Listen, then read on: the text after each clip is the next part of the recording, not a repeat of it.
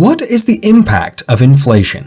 Tác động của lạm Inflation phát là happens gì? when the amount of money Lạm phát xảy increases. ra khi It makes no tăng lên. difference whether money Sẽ is không có gì created đặc by biệt fractional ở reserve dùng điện loans, cường đều tạo ra meaning từ các loans khoản in vay which dự the trữ bank theo has kỳ only hạn. some of the money at the time of the Nghĩa loan. là các khoản vay mà ngân Alternatively, hàng chỉ the có amount of bất money tiền can tại thời điểm increase cho when vay. the central bank creates new money out of thin air to finance Ngoài government ra, lượng tiền actions. có thể tăng lên khi The ngân hàng increased trung amount of ương money leads tự to nhiên each tạo bill ra buying tiền fewer goods. để tài trợ cho các For hoạt động chính example, phủ. let's say Bob has Ví dụ như, $3, which he can giả sử spend on a Bob có dozen 3 đô eggs. la mà If chỉ the có thể inflation chi cho rises to một giá quả 10%, trứng.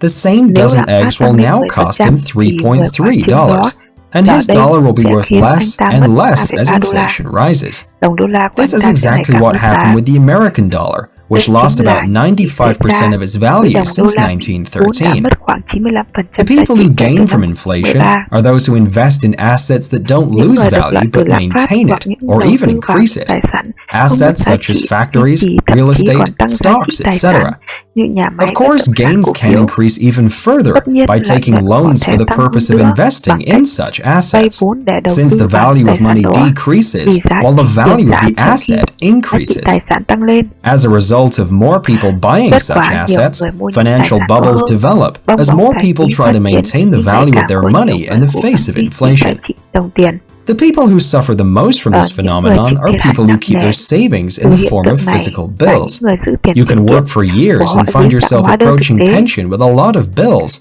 with có extremely thể làm việc diminished trong nhiều purchasing năm power. và nhận So, thấy mình đang what kiếm could be ra tiền done to từ avoid mua. harming the public's savings Gần đến and the mức lương creation hưu, of financial có rất bubbles? nhiều hóa đơn và For sự mua cực starters, kỳ giảm you can sút. demand from your government to not Vậy có interfere thể with làm the gì amount để of anh money in tránh the làm tổn hại market đến via tiết the kiệm central không? bank.